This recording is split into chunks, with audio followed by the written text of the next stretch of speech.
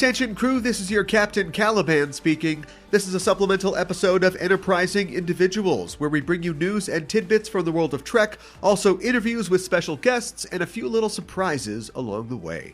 Thanks for putting up with our scheduling changes of late. We've had a busy last few weeks, what with our trip to Chicago for the Trek convention last month. We've recently moved into a new studio as well, and that has been a process of acoustic conditioning and tuning up around here. Plus, I've been sick as a dog recently, but we are getting the train back on the tracks this week with a new supplemental episode. On our last show, I spoke with comedian Asterios Kokkinos about Star Trek IV, The Voyage Home, aka the funny Star Trek movie, and our consensus was, yeah, it holds up. Still a really funny film. It's probably safe to say it's the most funny that Star Trek has been, but that's not necessarily for lack of trying on the part of Star Trek. Star Trek is often cute, sometimes whimsical, sort of the sci-fi franchise version of the laugh where you blow a little air out of your nose. But it's rarely hilarious, assuming that it even wants to be. Is that something inherent about Trek's premise? Can you present a world free from inequality and tell important cautionary tales about our current social ills and still bring the funny? Is humor a difficult concept? Whatever the answer may be, Ben Harrison and Adam Pranica have a very funny Star Trek podcast called The Greatest Generation, and they are back on the show this week to talk about Star Trek IV, gently making fun of your favorite Trek moments, and their latest nationwide tour, the Double Dumbass Tour, where they drill a few holes in Star Trek IV, The Voyage Home. I should mention that we talk about the second leg of their tour in the interview, which has already mostly passed at the time that you're hearing this. But if you want to catch Adam and Ben on the road, they do have 2 more stops on the tour currently. They'll be in Austin, Texas on May 21st, and they'll be performing a much belated show in San Francisco, California on February 2nd of next year. You can find more information and links to tickets at greatestgentour.com. We'll get right to that, but first, hey, are you watching the new Star Trek shows on Paramount Plus? Are you excited for the debut of Strange New Worlds, out now as of this episode's release? If so, why not tune in for our live recap and review show, Discoverage, which happens every Thursday night at 8 p.m. Central on twitch.tv/EISTPOD.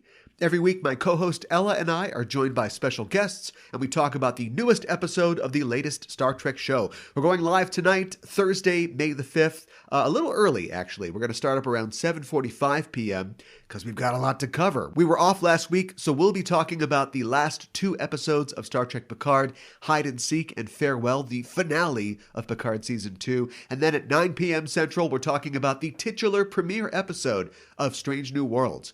Go to twitch.tv/EISTPOD or follow us on Twitter at EISTPod to get notified when we go live, and tweet at us during the show to join the conversation. That's it from me. I'm sending you back in time to hear my conversation with Adam and Ben. Brush up on your colorful metaphors, and with that, let's get underway. I'm talking with Ben Harrison and Adam Pranica of the Greatest Generation podcast. They're currently on their Double Dumbass Tour, where they're talking about Star Trek IV, The Voyage Home. It's great to talk with you guys again. Thanks for having us. Hey, thanks for having us. How's the tour been so far? Bad. Just a series of disappointments over and over again. Oh, we've been having a great time. I think we've got 4 shows down and like 8 more to go, something like that. And it's been a lot of fun. It's like one of the things that we have experienced, I think, over and over now is that when you beat the dead horse of making jokes about a single Star Trek movie over and over again like this, it can get a little challenging to find the funny in the movie. And I think that like we think of the show as being a combination of like roasting and celebrating some of our favorite movies, but like by the end it can be like, oh man, do I really have any more funny things to say about Khan Noonien Singh? Yeah. I mean, you guys have a script, right? But are you finding sort of like new observations and kind of fresh looks at it every night?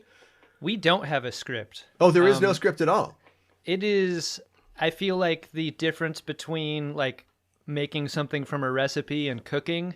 Yeah. Like we have checkpoints in the show that we want to hit so that we aren't doing a 3-hour live show. We want to get we want to get a nice sear on the film every time. But outside of that, like the way that we get to those checkpoints is different every night, and I feel like we're putting out a fresh show every time we go out on stage. So like it's really not scripted. Yeah. There'd be nothing worse than having to go out and do the exact same things, the exact same timing every time. With me specifically, you don't want that. Yeah. I'm sure that you get nights that you guys feel like you're really on, and nights where you feel like, oh boy, two more hours of this. I felt on every time. I mean, small sample size, 4 shows, but it's felt really electric to be back out there after more than 2 years off of the stage. It's been super fun. It's got to be great to be on tour finally, with things going back to a version of normal. What was the pandemic like for each of you, and did it affect your output at all, your podcasting? I would say that we were quite lucky compared to a lot of podcast friends of ours at the outset of the pandemic, in that we started as a show that we recorded remote. When we started our show, Adam was living in Seattle and I was living in Brooklyn, and so we were really used to the workflow of never being in the same place and recording over internet and stuff. And that was fortunate. I think we were both very worried that like the grand shift in the world might, destroy people's interest in listening to what we were doing. And we felt very lucky that didn't wind up being the case. And so I think like, it's we felt very privileged to like have some continuity in that sense. I mean, I think the pandemic was really hard for everyone for a variety of reasons, and everybody's subjective trip through it had its own slings and arrows, and that certainly was true for us. But from a making the podcast standpoint, it was, that was like one thing that actually stayed pretty stable in our lives. And in that way, I'm very grateful for having had it, where it was when this all started. The one thing that we didn't get to do was go out and tour, and we were having a conversation recently about how much, like, at the beginning, I was really missing it, and I was really sad because we had to cancel a bunch of shows at the beginning, and Adam was in a very different headspace, but I think we are both returning to it with a lot of relief and enthusiasm, and trying to set it up in a way that is safe for everybody that's coming to the shows and stuff. I'd have to imagine that everybody makes that deal with themselves about when they're going to go out again, when they're going to attend a big live event again. And this is probably, for a lot of people, their first live event, going back out. So I think it's great that you guys have had a good response up to this point. Are you both in LA now, or are you both Los Angelinos? Right. Yeah. Right, but we're in such opposite parts of LA that I might as well be in Seattle. Oh, yeah? Yeah. We continue to do the show remotely for that reason. I haven't gone anywhere since this all started. What's traveling like right now?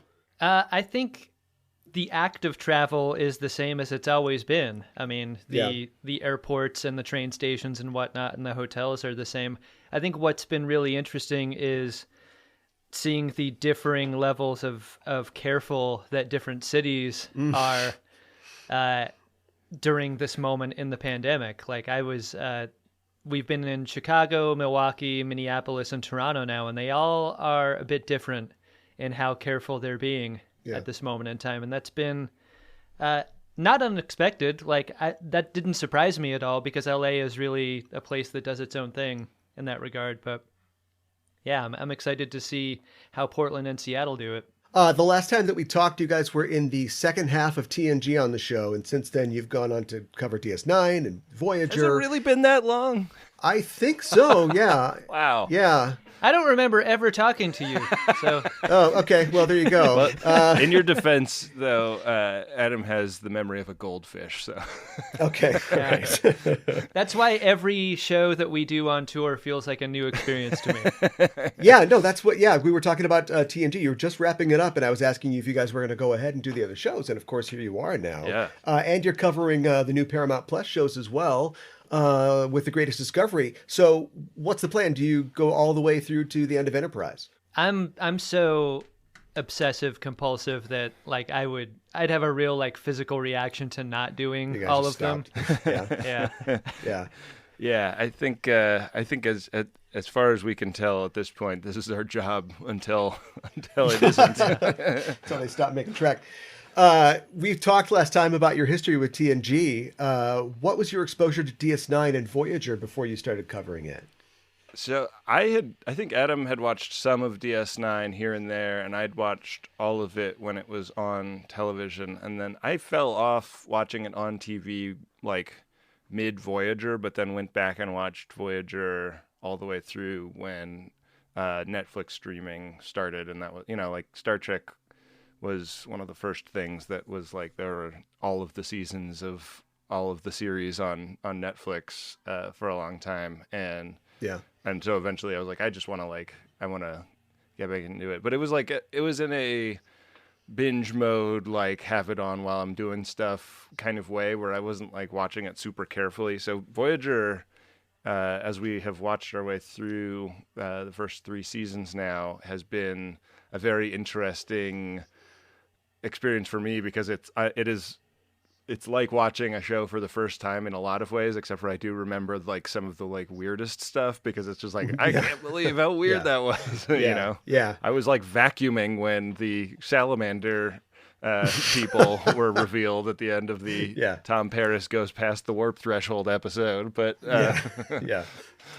So the first time you saw that episode, you were a child vacuuming. This is the story. Oh, on the rewatch, of how distracted you. Okay, I was like 28 and like trying in vain to keep my Brooklyn apartment clean. Is your lack of like history with the show, does it make it tougher to sort of to riff on it, to find kind of cracks in its armor? I think that Voyager is such a return to form to TNG style storytelling that it really feels like a comfy pair of sweats in a lot of ways. Like I think it maybe plays to our strengths more than DS9 did in that way. Interesting. Okay. Yeah, DS9 was far more challenging to make funny during certain episodes specifically.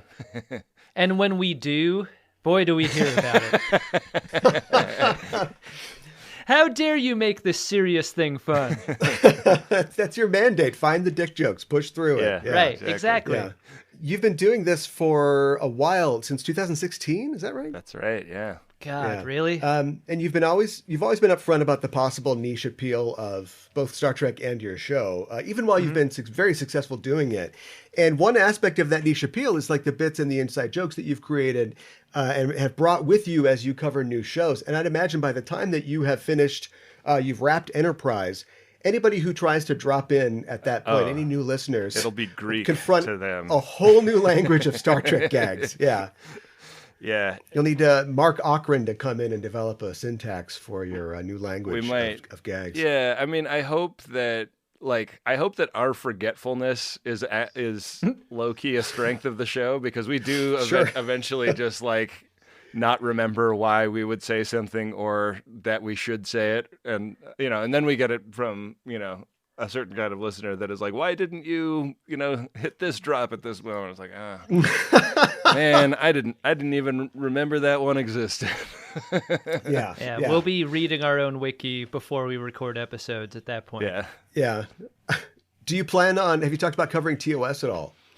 Yeah, we've actually done a fair number of TOS episodes on Greatest Discovery. When Discovery was first starting, they were drawing a lot on early TOS stuff, and so in the off season, when they weren't releasing new episodes, we would go back and kind of do some excavations into early Trek lore to figure out how that stuff all related, and that's been a lot of fun. I think that I don't know, I'm guessing we probably have covered like 10 TOS episodes, between bonus episodes that are behind the paywall and episodes that are in the main feed of Greatest Discovery. But I think there's a chance that at some point we'll decide to like make a serious run at just doing the whole series. Not really sure how to do that since we've already covered some of the episodes, but we'll figure it out. Yeah. We'll have to ask our producer when that is due to start, like on the calendar. We're going to be old men by then. Yeah. Yeah, this is far future we're talking about. Yeah, people's response and their reactions to TOS, especially newer fans, always surprise me in how negative they often are. People call the show like racist and sexist, and I mean any film or TV fan, if you go back far enough, you're going to confront less progressive attitudes in entertainment. Yeah. And I think you go the originals... back 5 years and you run into that. Like, things are an artifact of their times. Yeah, that's true. Yeah. And, what the original series was doing, I think it was doing the best that it could at the time. I'd say any given episode of The Big Bang Theory is probably more problematic than a TOS episode. Well, I mean, I think ourself not excluded. Like, our own show has evolved over the years that we've made it in terms of some of the things that we've said and how we've said them. So, yeah. I mean, we're no stranger to that sensibility. And learning as you go, like if we weren't learning as we went, then I don't think our show would be interesting. Like, right. Like we'd either be so far ahead of the audience in terms of how we present it that it wouldn't be appealing, or so far behind that we would just be like knuckle dragging racist that nobody should listen to anyways, Yeah, I grew up like you guys probably did watching 1980s films, and it's like the things that they say and do in 1980s films you just can't do now. So, and for good reason. It's really amazing the stuff that we watched as kids that in retrospect is just like fascist propaganda. Yeah. That's why I own all that stuff on physical media now. So you can hold on to it. Can't cancel that. He always hides it when I come over to his house because I'm always proposing DVD burning sessions. Right. There's a kind of a charming lameness about some of the characters on TNG and DS9, and it probably makes it easier to laugh at them in a good-natured way. But like the characters on the new Star Trek shows, Discovery, Picard, A, they're super hot. They're all just like model hot. Yeah. And B, they do a lot of their own jokes. Like they do a lot of funny stuff. They do a lot of like, can you believe this situation that we're in moments? Does it make it more difficult to roast some of the new shows on Greatest Discovery? I think that we definitely have a slightly different tone on Greatest Discovery.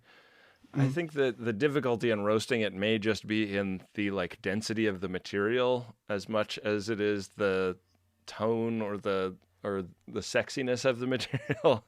Because I think we both try to watch every new episode twice before we sit down to review it, and that's for me takes the form of watching it once, leaning back in my chair, trying to enjoy it as a first run thing, and then a second time leaning forward with a notebook and trying to kind of make as many observations as I can there so that I have kind of a rough idea of what I'm going to talk about when we sit down to record.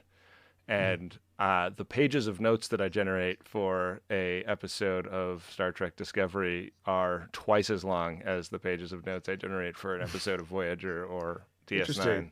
Just because there's like, I don't know what it is. It's the pacing. It's how many, layers of action are in the compositions and the shots. It's so much more cinematic. It's so much more like visually and production wise, so much more ambitious. And there's just so much more to talk about and so many more points of potential failure. I think that's the other thing is like, anytime Discovery is doing something that sucks, they're also doing 10 things that are totally amazing. So it's like, it's hard to like know how much of it is like, I mean, I think the gestalt of the show is that it's really good, but there's also like lots of things that go down in any individual episode that are like, come on guys, give me a break. We don't do like the Chris Farley show recap of Star Trek though either. Like when Star Trek attempts comedy, it isn't just wasn't that a funny thing Alison Pill did. I think we're really interested in why things work or don't work, and comedy on Star Trek especially has been something that it hasn't always been good at. So on past versions of Star Trek, we have been quick to, describe why those moments fail. just as easily as we do call out why things are working on new Star Trek. And like Alison Pill is a great example of that. Like what she's doing on Picard, I think, works in a way that comedy has not routinely worked over the years on Star Trek. Yeah. That's something that we've been exploring on my show a lot recently is, my belief that Star Trek 4 aside, that Trek isn't usually all that funny, and it's fine for it to not be funny. It's just that I think that it often thinks it's being really funny. And I think the charming lameness that I mentioned is kind of the closest that it gets. At its There's best, nothing it's like, less funny than something thinking it's funny. Yeah. I know this. Yeah, you're the personally. expert. Yeah, of course. I think that it's at the best, it's like whimsical. But when it takes its swing at out and out comedy, I don't think that it really hits. And it's possible that, like you guys mentioned with DS9, there's often so much at stake in a Trek story. I think it's, there's such serious topics being discussed. It's not always appropriate to try and be funny. Sure. Other than just like jamming some Neelix bits, in the cracks or whatever you can get away with. One of my favorite Lexana Troy episodes, a character who, speaking of not always funny as the people writing her think she is Half a Life, where her boyfriend has to report to the suicide booth. And suddenly that like goofy character gets really kind of poignant and serious. Yeah, I mean, I think that her turn in that episode pulls her, like, I in many ways that kind of redeemed that character for me. Like I kind of always felt like they were writing her as can you believe how annoying this character is? Yeah. Like that was like the premise of the episode almost. And as a kid especially, I was like, yes, she's fucking annoying. Don't put her on the episode. Yes, She's so annoying. On our rewatch, I really came around on Lwaxana Troy, and I think that episode had a lot to do with it. Like like people are annoying, and sometimes like that's the case. But also, this person is a fully dimensionalized character and has like real feelings about the things that are happening to her in her life, and those are big, juicy points of melodrama to balance out the silliness of the character. Yeah. It's really like, it's extremely confident for a show to have done that. Like I'm still waiting for Neelix's dark page moment for me when I can finally get on board with Neelix as a character that I don't laugh at constantly. He's got those moments too. I was just going to mention that Neelix, worked a lot better for me once he learned that there is no God, that he, hey, spoilers, spoilers. Oh, sorry. You guys haven't got there yet. So, okay. All right. Maybe there's a God, but yeah. There is no second lung. That's all we know about him at this point. The most important thing to keep in mind, Neelix. He's another thing I think that gets in the way of Trek comedy is that it's comedy's about context a lot of the time, and having like the super evolved humans in the 24th century who have no real pop culture touchstones, there's nothing that we can share with them. Means it's more difficult to find humor. There's no like Andorians drive like this, jokes or anything like that. And some of the best stuff that we do get is like it comes from the clash in cultures that you get when our heroes are time traveling. To cultures familiar to us, to times familiar to us. Stuff like The Big Goodbye in TNG or, Voyager. I don't know if this is a spoiler, but, running into Sarah Silverman and Ed Begley Jr. In the 90s. Fish out of water stuff. Mm-hmm. Yeah. And that's something that they're not doing so much on Star Trek Picard this season, interestingly. They're in a time period very close to our own and they're not playing the comedy of that as hard as many of the other times Star Trek has ventured into more contemporary time periods. Yeah, ice isn't very funny, it turns out. It's weird because I've been trying to track, what they're kind of armchair quarterback, what they're doing. And you're right. Like they, initially made their kind of Star Trek 4 / past tense DS9 kind of riffs. And then they've kind of gone off and done their own thing. And almost every episode has been like another genre or another kind of angle at this back in time story that they're telling. Because it seemed like it was going to be a big social commentary thing. And then we had the big, like a horror movie almost, last week. And so I think they're really kind of cycling through a lot of different kind of takes on what they're doing, while also, obviously you get the punk on the bus and that we've got all the references that we want and expect. Yeah. It's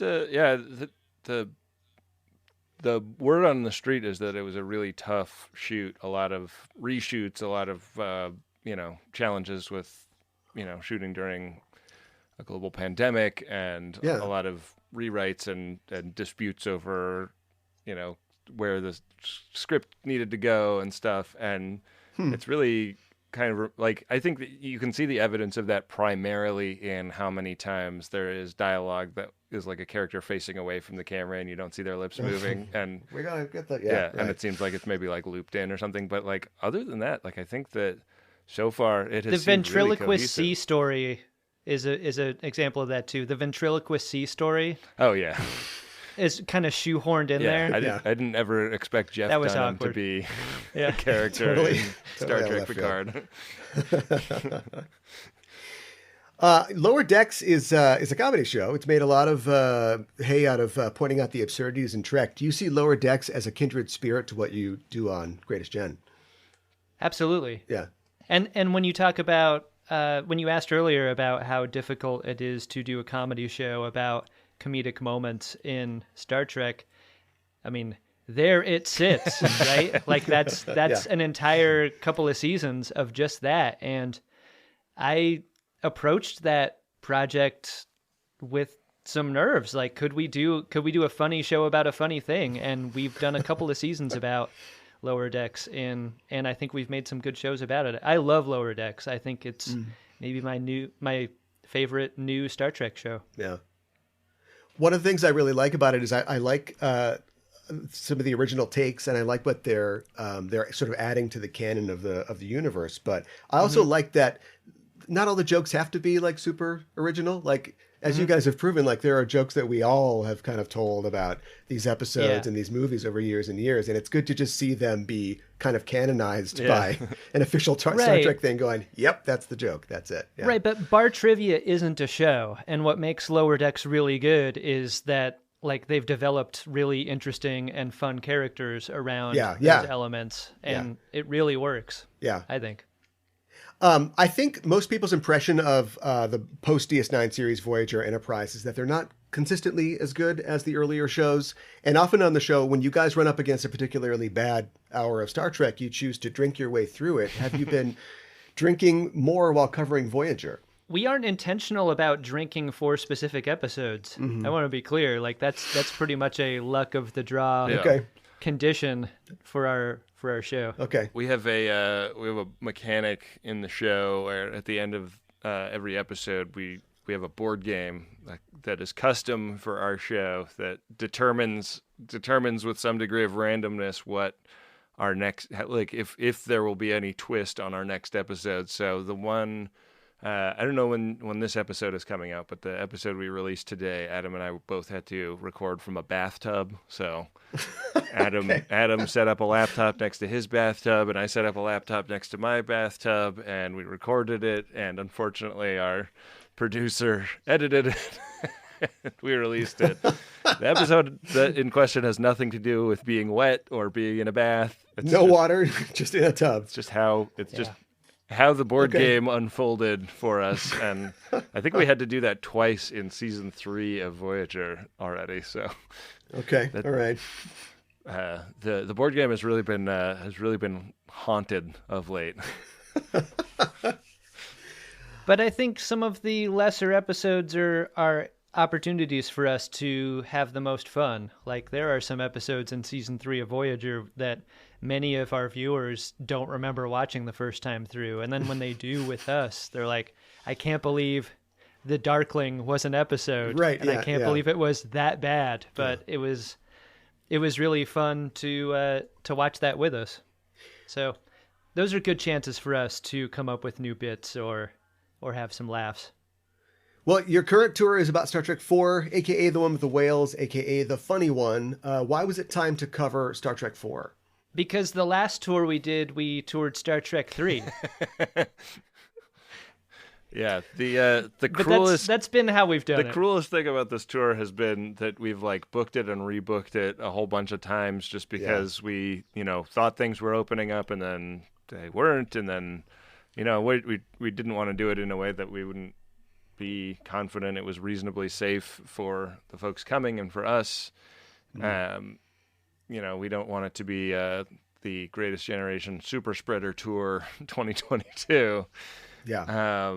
But this sure was supposed to kick off in January in San Francisco, which would have been perfect because the movie is set in San Francisco, and we were really looking forward to that. And then the Omicron wave kind of caused the whole thing to be shifted back by a few months. And I think that the ideas we had for how to do the tour have developed a lot, fortunately, and that the show is probably funnier for it. Like giving ourselves a little more time to chew on it and think about it has been good for the tour. But we're really sad that we didn't get to start in San Francisco, and we do have we're going to do that show, but it's going to be in February next year. So it's like okay.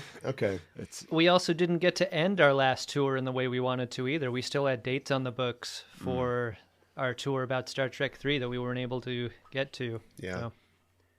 Just what was your consensus for Star Trek 3? Like, did you guys like it? Good. Where does it fall for you? It's a great fan. A plus.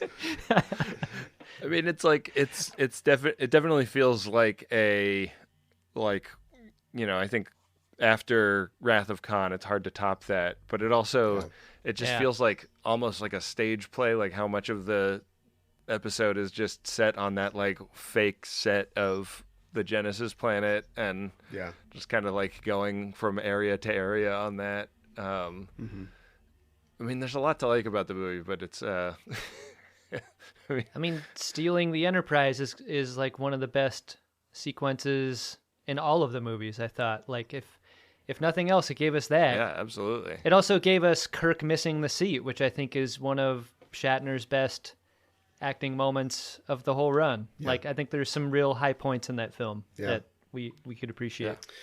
We talked about it on my show recently, and like the consensus was that there's the odd Star Trek numbered film curse, and that it's maybe unfairly lumped in.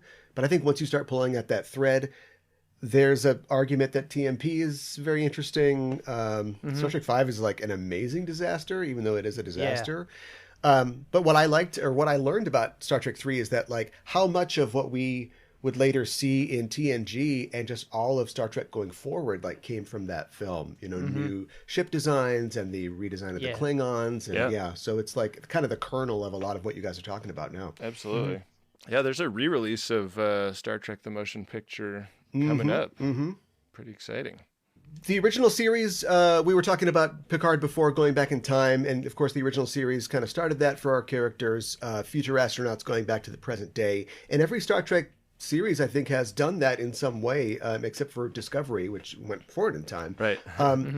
Other than the fact that it's fun to have our characters wonder what exact change means, why do you think that Trek keeps delving into the past, hitting that beat? I mean, I think Star Trek was self-consciously a criticism of the present and a bunch of pinkos in Hollywood prevailing on humanity to try to do better. And they were, as you've observed, a little bit tone deaf in their day relative to what we might expect of such people now. But I think it's always an interesting. Even the episodes that are set in the future are about the present in one way or another, and that's like a truism about speculative fiction in general. But I think when the series started, like Kirk often beamed down to planets and said, like, it's dumb that you guys are being racist to each other or whatever, Kirk's whole thing was just kind of like criticizing like the central thing about every society he encountered. Yeah. Because it was just, they were metaphors for things in our own society, and Star Trek is, a way to make little morality plays from a leftist viewpoint before it is almost anything else. So sending the characters to our time period is, I think, something that is just inevitable on a long enough number of episode productions. I think one other observation we've made quite often on our shows has been that Star Trek is the most economically made science fiction program over the years. And I'm going to set aside like modern CBS produced Star Trek, which doesn't qualify. But if you've got like standing sets of an Old West scene or San Francisco or New York or whatever, like you can shoot there and make it look plausible. Yeah. And I think given the budgets that a lot of our classic series had, I think it's a little bit of line producer wagging the story tail, maybe a little bit, like what can you pay for? What kind of stories can we afford to tell?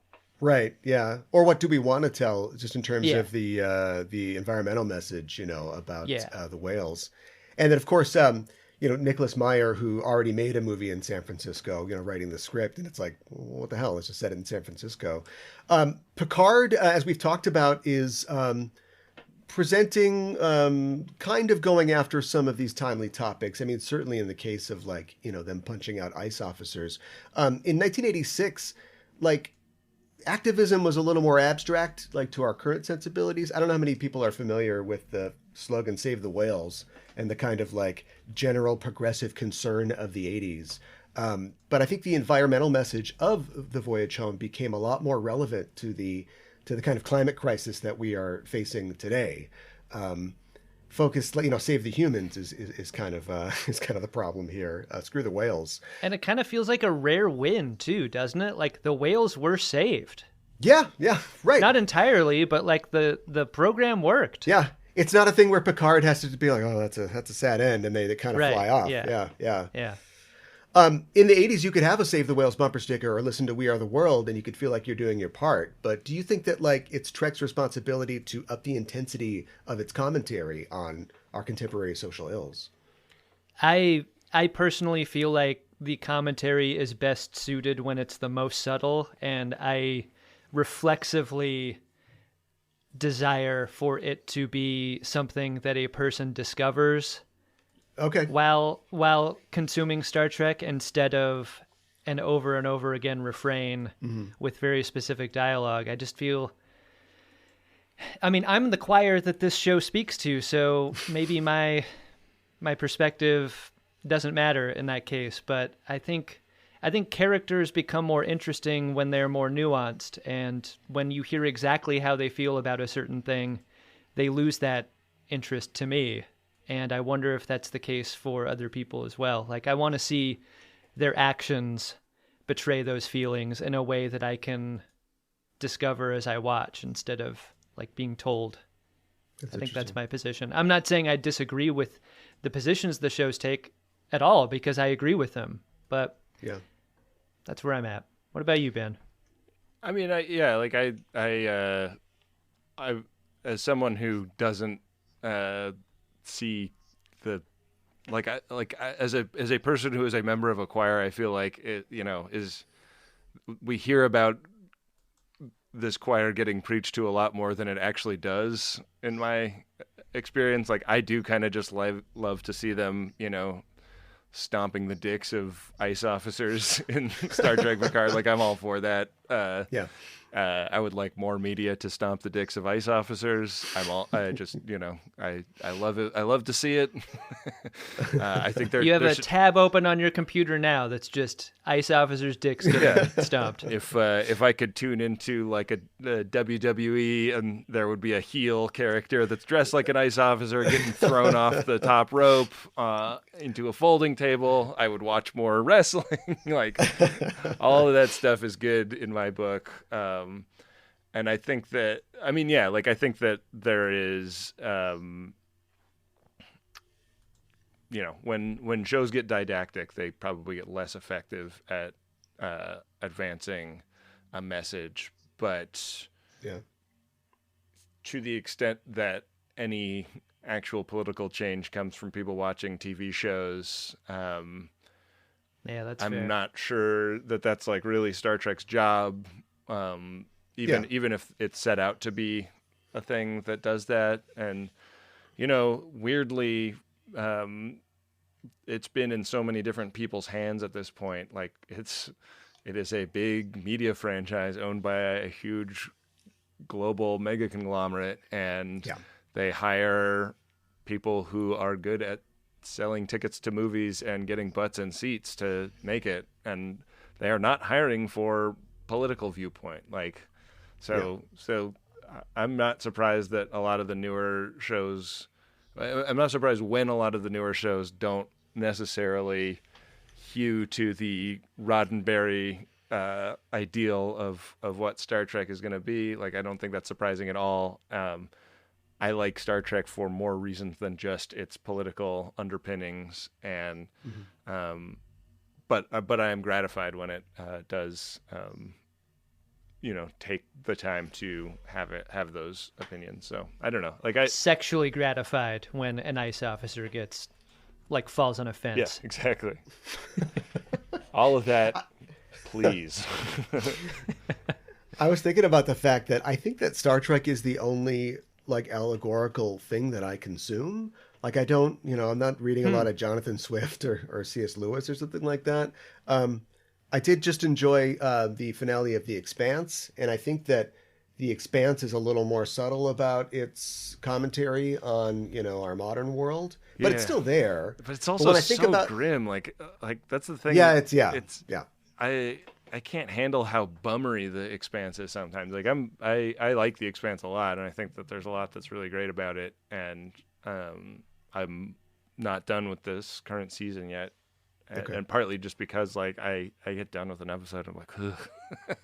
Okay, take a break. Yeah. It is as upsetting and discouraging as just walking around outside and hearing what's going on in the news, Yeah. It is such a pessimistic view of humanity's future in a way that Star Trek is the opposite of. It's Trek without the optimism, that gets you through. This is start back to Star Trek 4. It's the funny Star Trek movie, but it really is funny. It's got a great script. The ensemble is great. I love the fact that all the other people besides Kirk and Spock and Bones get to really open up in this film and send up their characters a little bit. We kind of talked about this before, but did you find it tough to find your own jokes in a movie that is actually funny? I think we did Lower Decks brings some trepidation to thinking about what the tour was going to be like. And I was telling Adam the night of our first show, we always bring video clips on our tours, and we make little subtle edits to the movies that what if it was like this or whatever, and do some and also just show some clips. When we toured Star Trek 3, we just showed the destruction of the Enterprise because it is such an amazing special effects sequence that is worth looking at as many opportunities as you have. And we had made a bunch, all of our video clips for this show, and there was one in there that Adam had sent to me right before we left, and I was like, God damn it, that is the only funny one. The one that Adam made is super funny, and all of the other ones that I made are not funny. But that's the feeling before we do a live show. We've always had that feeling. We bench test the show, and we're like, well, this is funny to us. And that's the spirit we've taken into every podcast episode that we do. It's well, this works for us. Yeah. Hopefully it works for other people. And just in this case, it's so much fun to get that immediate feedback that it's working for other people. Yeah. And every video clip that Ben made for the live show hits. It hits hard. They all work. They work. I don't know why they work. Yeah, I mean, it's its own thing. The live show, we have friends that have come to see it that have never seen the movie that are like, I don't know what that was, but I thought it was really funny. Okay, well, that's a seal of approval then, I guess. As filmmakers, what do you think of Nimoy's work on 4 and I guess 3 as by extension? Oh, I think it's great. I mean, I think 4 is like probably the most weird and artistic Star Trek movie after 1. Right. You know, 1 taking the prize for the most experimental weirdo studio feature film of all time, maybe. Yeah, possibly. But I think we'd all struggle with giving a visual to what time travel looks like. Yeah. And Nimoy was given that challenge. Yeah. Boy, did he do something. Yeah. Yeah, I love the big heads. Throwing the dummy in the water or whatever that part is. Maybe not quite as successful, but yeah, it's a striking image. Yeah. The whale puppets are incredible, I thought. Like, I've watched this movie my entire life, and it wasn't until I watched the special features that I'm like, oh, crap, they made, like, scale whale puppets for that. That's how they did that. Yeah, really, really impressive. And the same. I didn't know that those weren't real whales. They look real. Yeah, right. Yeah. And it's ILM too. I mean, maybe ILM still has like a closet that is like the practical, effect model department. But of course, it'd all be computers now. But back then, they did everything. Yeah. ILM rarely makes a thing that they don't blow up on screen either. So I'm just waiting for those whales, the whales to blow up. Something that occurred to me while watching the film recently is that our crew, and I guess by extension, everybody in the 23rd century learns that whales are like essentially sentient, like they're more or less self-aware. And Kirk and company are pretty chill about that. And they go back to the future, and we're concerned about the result of Kirk's trial. But nobody's talking about like adding a whale delegate to the council, to go with Blue Guy and Catman and everybody else. Like, this is kind of like a huge deal that whales are like alive. Would you like to one day work aboard a starship? Yeah, right. Be given a rank and so forth? That's where Cetacean Ops comes from, right? Cetacean Ops comes right out of that. Yeah, yeah. I think it's just an issue of how complicated it is. I mean, it would be like the scene in Dune, right? You'd have to bring the whale in the huge tank, and there would be guys in crazy fetish gear, like mopping up after it, and it just seems like more trouble than it's worth. And Jillian, from the 20th century perspective, of her coworkers, she just flipped out, attacked her boss, quit, and just drove off in her crappy pickup and just disappeared. Like, they must still tell stories about Mad Jillian at the Cetacean Institute. I mean, we see her life. She had every reason to leave. There's no reason for her to stay. She has no one. Yeah, right. Yeah. There's a sad little short story in there that we didn't get to see. Do you guys talked about a lot of the films now? Like, do you have a favorite Trek film personally? 5. It's 5? Come on. They kill God. Spock kills God with a starship. Fair enough. It's cool. No films ever dethroned 6 for me. There are films I feel like are as good as 6, but 6 has always been a favorite. Yeah. When I lived in Seattle, Ben came up to watch Star Trek 6 in 70mm at the big awesome movie theater we used to have up there, and it was a great experience. Yeah, 6 is totally amazing. We're I don't know. It's like picking your favorite child. How can you do it? Yeah. Love them all. Yeah. You love them all in different ways. I'm not going to have kids, but I feel like I could do that. Yeah. Favorite. Yeah, 6 is fantastic, and 6 is like such a success because it's like, you've got like 2 is an amazing success and people didn't really expect a lot. 6 is this is it. This is the farewell. Like, how do you stick the landing? And they stick the landing. It's a great film. 6 has got the best score. I think the score counts for a lot. Mm-hmm. That film score just slaps. Yeah, it is great. We might get a new Star Trek 4. Speaking of Star Trek 4, there might be another Star Trek 4 if they can pull it together. And in the past, Ben, if Denis Villeneuve directs that one, maybe we'll get the weird whale mop guys. The fetish gear. That would be great. Yeah. Villeneuve is busy, and I want him to focus on making Dune 2 and Dune 3. Just get the second half of your film out, and then we'll talk. Yeah. The Kelvin films have looked to the TOS films for inspiration. Do you think that we could see a comedic Star Trek 4 from the Kelvin films? It's possible. I mean, I I was telling Adam, I watched the, I think it's Robert Orsai and Alex Kurtzman have a commentary track on the Star Trek 4. And I watched it, and like they are so enraptured by the fact that Star Trek 4 doesn't have a villain per se. It doesn't have action sequences aside from like Chekhov jumping over some crates on the ship on the deck of a ship. Right. The only gun that's fired is fired at a door handle to seal a doctor and his operations team in there, and they're praising it up and down for that, and then making movies that are like the opposite of that. Right.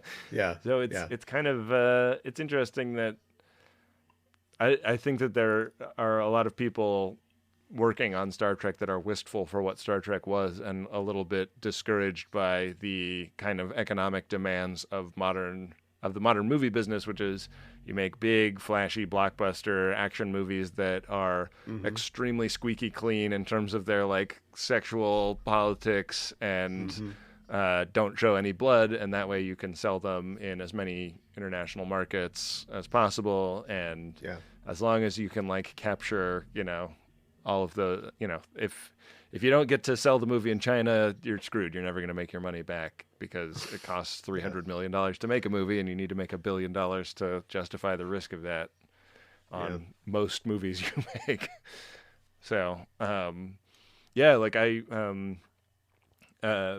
when we first started this project, I was working at another company and had an opportunity to interview Zachary Quinto about Star Trek Beyond, and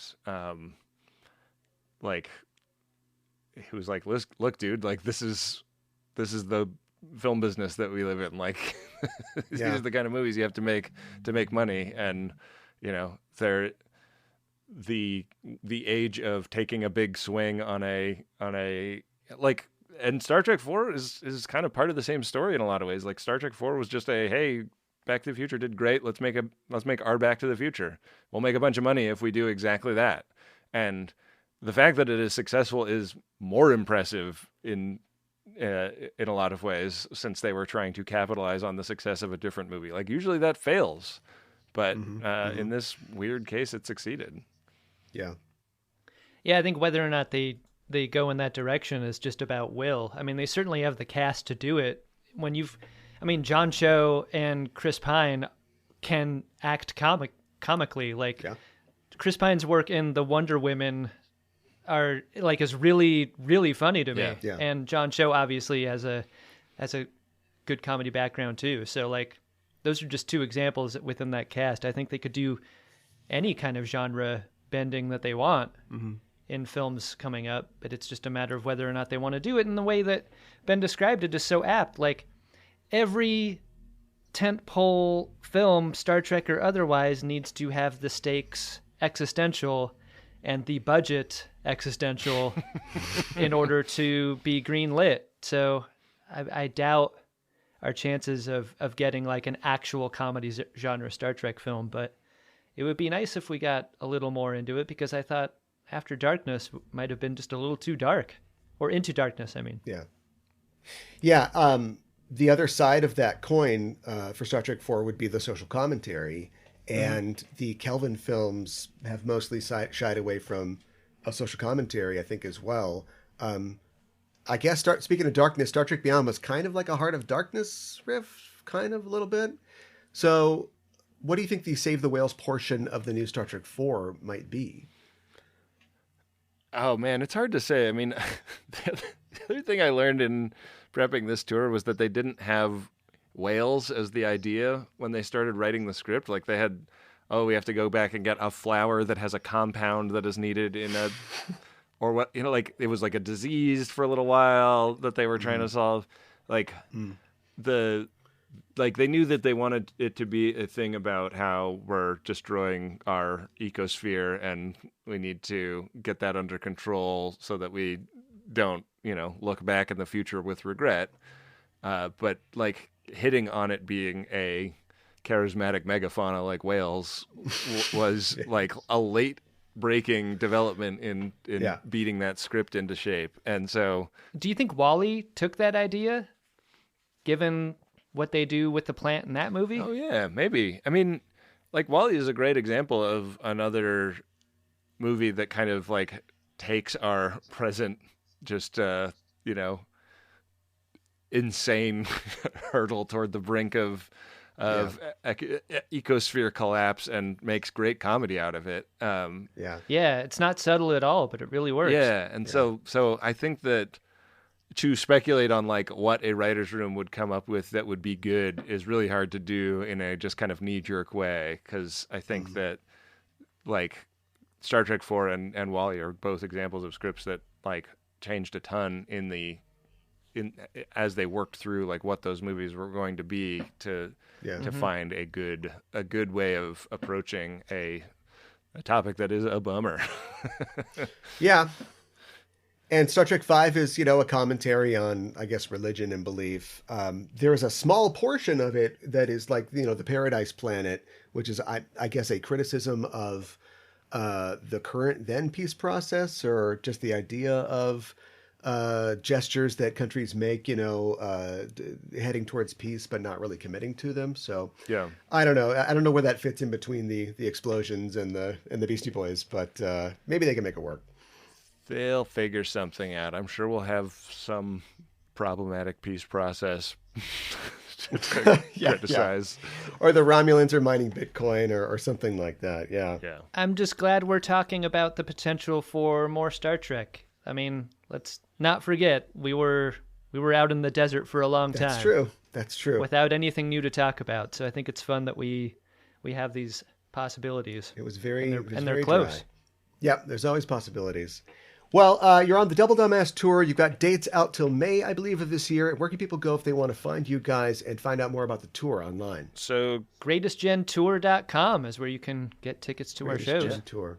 And if you want to listen to the show, you can go to gagh.biz, which is spelled GAGH.biz. And people can get to Greatest Generation and Greatest Discovery there. Yes, and that's right. That's all through MaximumFun.org, which is our podcast network that we're awesome. on. So, yeah, or just look in whatever podcast app you're listening to this in. Well, Adam and Ben, thanks again for talking with me. Thanks for having us. Thanks, Aaron. It was really great to talk to you again, Aaron. Yeah, you too. And I remembered that we talked to you before, so I'll remember this time. Okay, right.